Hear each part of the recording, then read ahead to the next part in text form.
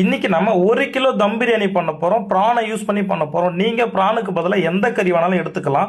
So first எடுத்தோன்னே பார்த்தீங்கன்னா எண்ணெய் 200 ml ஊற்றிருக்கேன். அந்த எண்ணெயில் பட்டை, கிராம்பு, ஏலக்காய் இது எல்லாமே பார்த்தீங்கன்னா 2 கிராம்பு, ஒரு 2 நட்சத்திர பூ வந்து ஆட் பண்ணியிருக்கேன். வெங்காயம் ஒரு 400 கிராம் வந்து ஆட் பண்ணிக்கலாம். ஒரு 4 பச்சை மிளகாய் கீரல் போட்டு ஆட் பண்ணிக்கலாம். வெங்காயம் நல்லா பொன்னிறமாக வந்ததுக்கப்புறம் மல்லி அரைக்கட்டு, புதினா அரைக்கட்டு ஆட் பண்ணிக்கலாம்.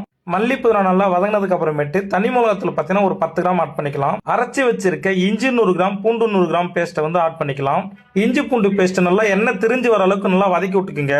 200 ml தயிரை வந்து ஆட் பண்ணிக்கலாங்க.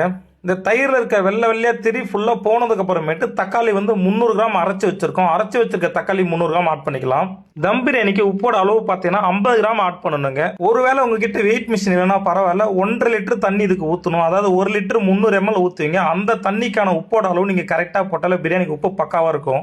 அடுத்து ஒரு அரை லெமன் பார்த்தீங்கன்னா ஆட் பண்ணிக்கலாம். இது மாதிரி முன்கூட்டியே நீங்கள் லெமன், உப்பு, காரம், புளிப்பு எல்லாம் முன்னாடியே போட்டுட்டீங்கன்னா நீங்கள் ஆட் பண்ணுற மீட் எதுவாக இருந்தாலும் அதுக்குள்ளே நல்லா புளிப்பு, காரம் எல்லாமே சூப்பராக இறங்கிடும். ஆசாசியாக 1.5 கிலோக்கு வாங்கின பிரானு உரிச்சு முடிச்சதுக்கப்புறம் 350 கிராம் தான் வந்துச்சு. ஸோ அந்த பிரானை மஞ்சத்தூள் போட்டு வாஷ் பண்ணி வச்சுருக்கோம்.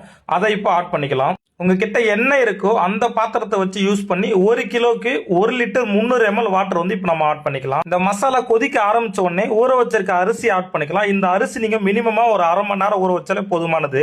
இது மாதிரி அரிசியும் மசாலாவும் ஒரே லெவல்ல வர வரைக்கும் மிக்ஸ் பண்ணி விட்டுட்டே இருந்து ரெண்டுமே லெவலா வர டைம்ல மூடி போட்டுட்டு 20 நிமிஷம் தம் போட்டீங்கன்னா உங்க பிரியாணி ரெடிங்க.